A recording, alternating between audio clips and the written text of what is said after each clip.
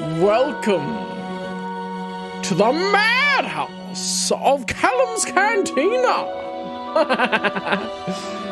I'm just gonna have fun now. But we're gonna have a look at SWtOR Republic news. And I'm doing this live, baby. Have a little look at the saved live stream that SWtOR Republic has on their official channel for the 10th anniversary of SWtOR Republic. Now, 10th anniversary to start with. It's amazing that it's been 10 years, time flies, since the Old Republic came out. A lot has happened, and yet at the same time, it feels like time flashes by. And so we have 10 years of SWtOR Republic, of which they are announcing things. Now, I've already looked at a written version of it, an article that they put out, but I have not heard them talk about it themselves. So I'm going to have a look at that. And then we can get into some actual gameplay of Star Wars, The Old Republic. 10 years. Can you believe it? 10 years since we launched the game back in December 2011. That means Crazy. we have the longest running Star Wars game ever. It also means we need to do something amazing to celebrate that event. Well, why celebrate on Longest running, I mean, compared to Galaxies, yes. But I don't know if you judge single player games that you buy separately by the same standards you do on MMO as far as long running. Nice! New expansion. I mean, I knew this was happening, but I think that one of the things is that we needed it. The last expansion, the last story update, as they call it, didn't wrap things up properly, so we need something to wrap it up, to be able to finish up the storyline at the least. But if they continue on, and it sounds like they are continuing on, and not being bound by the contract, which reportedly finishes this year, then goody, we're going to get more SWtOR Republic. If you're interested in more of it, they're going to do deep dives into more of it as live streams as they go along throughout the rest of the year and into next year. Okay, it's a different thing. It says redeem code. It's not /redeem. Why do they put a false thing on there? I don't know, but it's a redeem-code. Great, I've redeemed it. Nice. So that's how it's currently set up. Obviously. I'll say that this made a lot more sense to do an advanced class when you reach level 10. And then at the part of the story when you would reach level 10 originally, you got to the fleet, be it the Republic or the Sith fleet, and then you chose where to advance train. When they say about how you interact with the world, story-wise, I don't feel like it changes anything. And maybe that's a personal thing, but story-wise is very much your original class. But it does change the gameplay and how you play your character and do the battle with enemies and that sort of stuff. So that's today. Combat styles is going to open up those options substantially. Okay. Interesting. What that means, now your trooper could be a sniper. Your trooper could be a gunslinger. So thinking of that, with the way that these are changing, it seems like possibly there could be a bit of interesting stuff going on with the story. Story-wise, as someone that likes to role-play their characters and go, my character would choose this because of this. It'll be interesting to see how this plays out. Now, I'm going to be creating a new Sith Jedi Knight soon. Sith species, Jedi Knight class. And so it'll be interesting to see, depending on when they implement this, how this will change how we play. Now, the non-force sensitives, the Trooper, Imperial Agent, Smuggler, Bounty Hunter, of course, makes complete sense that they would use different weapons. Especially the Bounty Hunter and the Trooper, I think. But for the force-sensitive ones, we shall see how they implement it properly. So Dark Light requirements to access their counterparts. It makes me think that could be interesting. It could be something they originally intended to put in the game, but then later on didn't. And it will lead to having force classes as much more important for what side that they picked as far as Dark and Light side. Which I think could be an interesting outcome story-wise and roleplay-wise, as far as the abilities that they get. So if they do it like that, I'm happy with that. That actually makes sense to me. Changing all your gear around when you're going between different disciplines, or maybe let's say you were going between different combat styles even. You got. So I haven't encountered that because I don't switch between different disciplines. Different combat styles though could be quite good and useful how they use loadouts. And what I think as far as that is that if I'm using different loadouts for different combat styles, that could definitely change up. Maybe even hotkey some combat style loadouts so that I could quickly switch between using a pistol and a rifle. If I'm, say, playing the bounty hunter that wants to adaptively use different weapons as I go in my gameplay, that could be an interesting one. I don't know what PTS is yet, but class balance changes. Theoretically, if they're already balanced, all they need to do is change the abilities and utilities and whatever, and then they're good. But we'll see how it goes, I guess. Combat styles. So excited. I can't wait. Captain Rex is my favorite trooper. I can't wait to play that. I mean, you want to say Captain Rex is your favorite trooper? I'd like to refer to the Republic Commando series, just on a side note, and go, I really like the Nullarks. Yes, not as many people would know of them because you have to read books to know about them. There's lots of stuff we will need to talk to you about next walkthrough with combat styles. This is one place we really want to make sure to get your feedback on. So one of the things I would say, rather than referencing some new canon stuff because I'm an EU guy, reference EU stuff. Republic Commando, they use various weapons for different applications. You have an explosive expert, you have a sniper, but then the sniper, if someone gets close, what do you use? Well, you could use a shotgun or a pistol to protect yourself. That sort of thing. Before they get into it, the next phase of your 10-year of Republic Saga begins. For story-wise, I feel like they did a big story shift when Vitiate had his original body encountered in Echoes of Vengeance. And then the next part of that is the next phase. So the part where we've gone to Dantooine seems like the start of a new storyline, rather than what they may be introducing here as part of the next phase of the 10-year Republic Saga. Although they may be leading into a bigger storyline, I think the beginning of that has actually started earlier than what they've announced this as. I'll review just in a moment. So, I don't know how it could spread to new worlds when there's already been the Knights of the Fallen Empire and the Eternal Empire storyline, which has encompassed all the worlds in the known galaxy. That's just something that I'm feeling like, huh? Because, I mean, while they may not mention specific worlds, and of course they're probably introducing a new world into the storyline that we're actually going to, that the war between the Republic and the Empire is reaching a new world, I feel like that world was already known. Though, you never know in the Old Republic. They could discover the new planet and war over it. So thinking of this, as far as some of the stuff, I think that maybe, I mean, they say battle for control of the planet. I feel like they should be shattered by the war with the Eternal Empire that they had, story-wise, compared to just Republic and Imperial.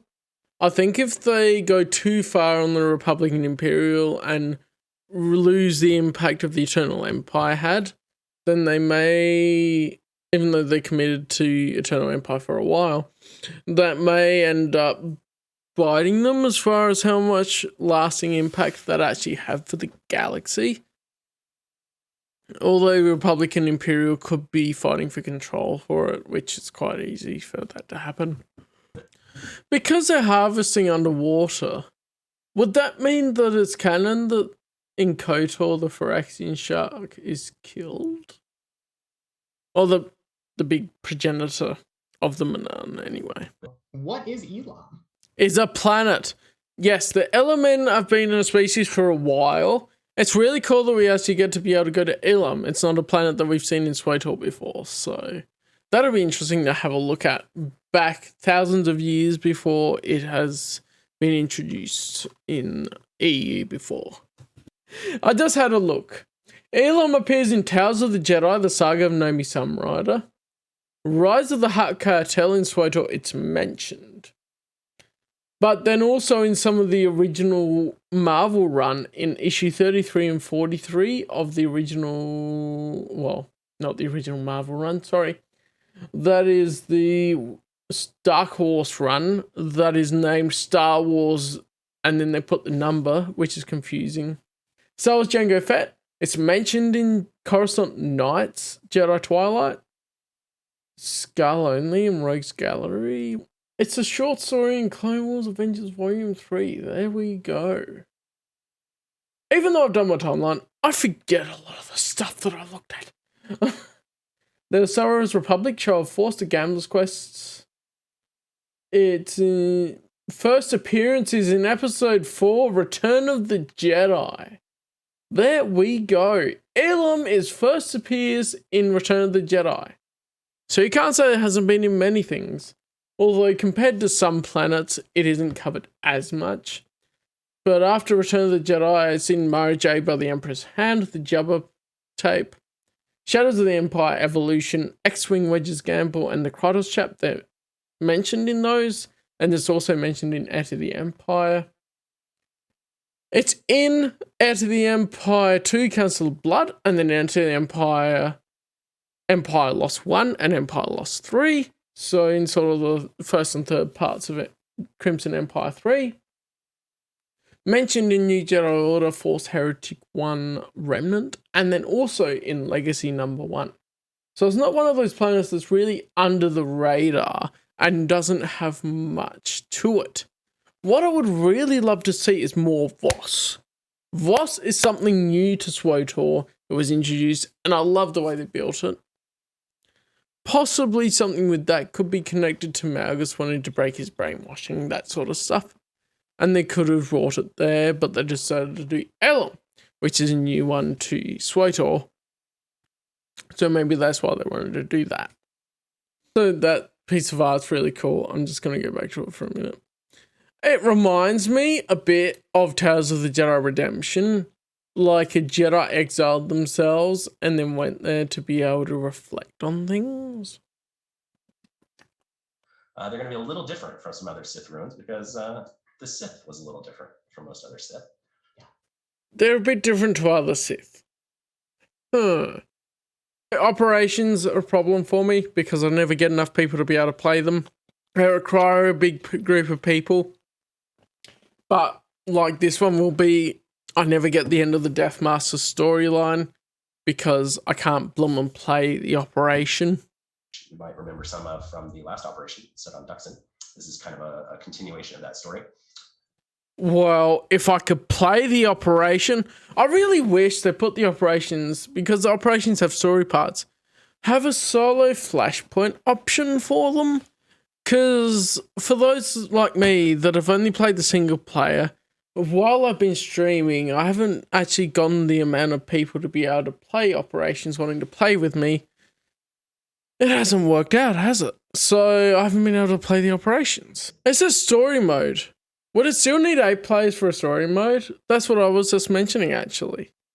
Because if there's a story mode that is actually able to be soloed, that would be ideal for me. Maybe so. I'd like some horror as well. This concept art looks awesome. I'll just say that. I would love if they did that as sort of a crossbreed or a dark side manipulation of the Sarlacc. Would be really cool. People have any idea where this mysterious technology is from that the Hutt's leaning into? Oh. Well, surprise, surprise, a lot of the technology from the Old Republic comes from the Rakatans. Because a lot of that time they reverse engineered Rakatan technology to be able to use for themselves. So I would reckon it's from the Rakatans there.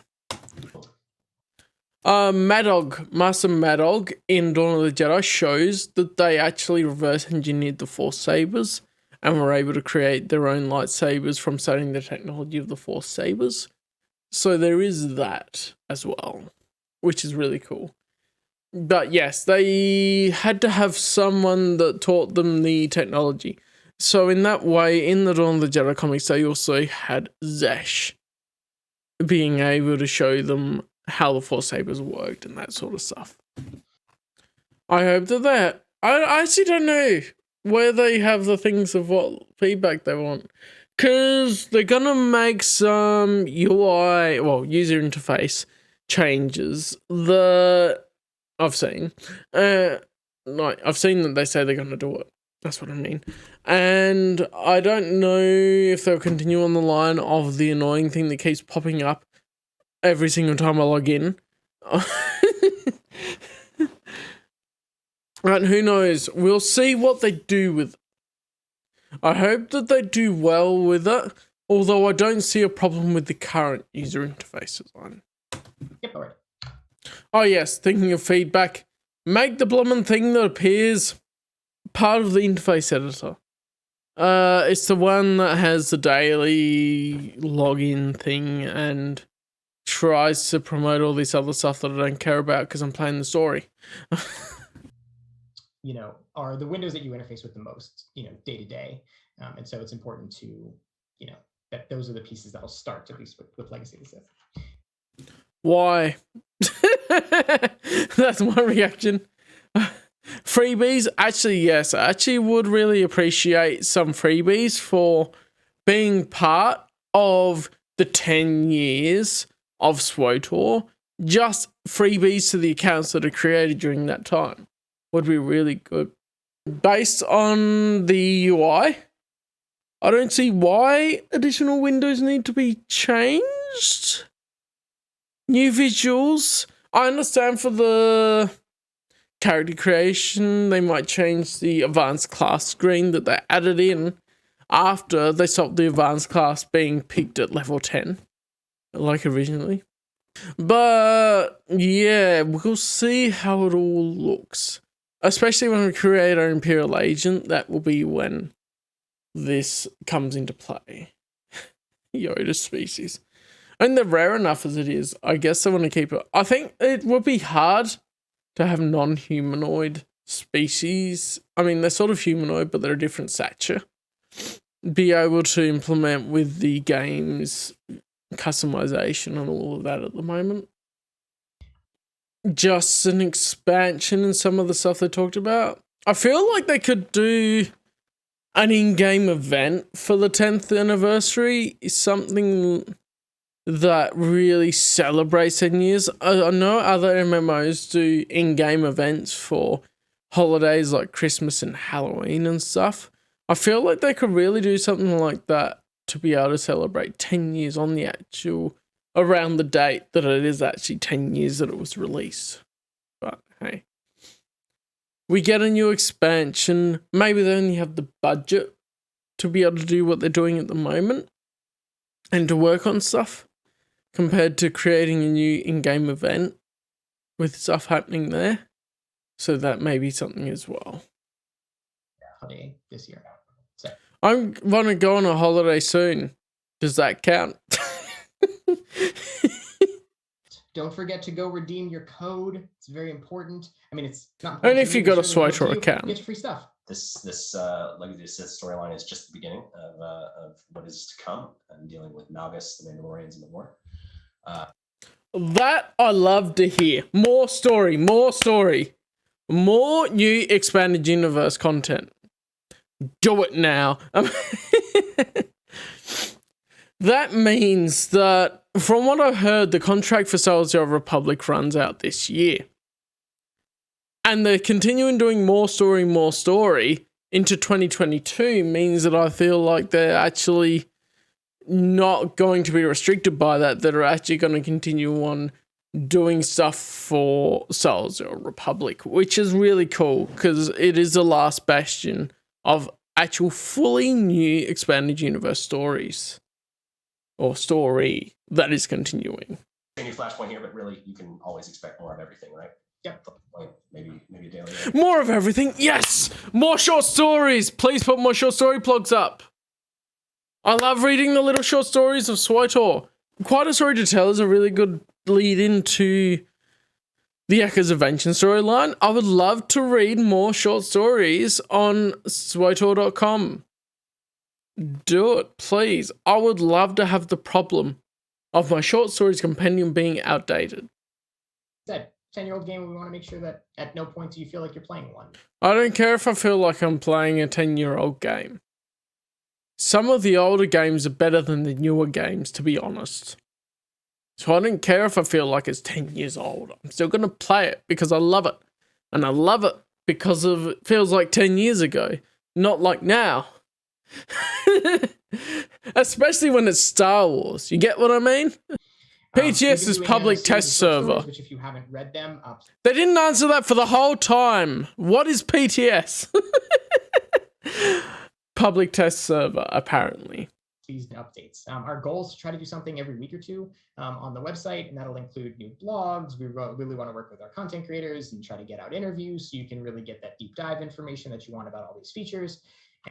P.S. Interview me, please. No pressure, but at the same time, I've been playing SWtOR consistently for ages. I feel like I count among the content creators, but then at the same time, I'm not solely a SWtOR content creator. I'm an EU content creator, as far as YouTube goes, especially. Thank you. So one thing Dan just told me is I have the wrong link listed. So it is SWtOR.com/redeem-code. Oh, they just did that. They just said that there was the wrong code. Redeem-code. I think that pretty much sums it up for all of the updates and stuff that are going on there, though. So interesting. 10 years. Got to wonder if it's worth the 10-year anniversary when it sounds like updates they've wanted to do for a while anyway. But hey, there it goes. Well, thank you guys for joining and watching and hearing my thoughts on all of the news that was announced for the 10th anniversary of Star Wars: The Old Republic. Give me your thoughts down below. I'm interested in interacting with you guys and hearing your thoughts. And if you stayed for the whole video, well done. You made it. I have some more interesting plans coming up for videos, so look forward to them. Hey, Ray.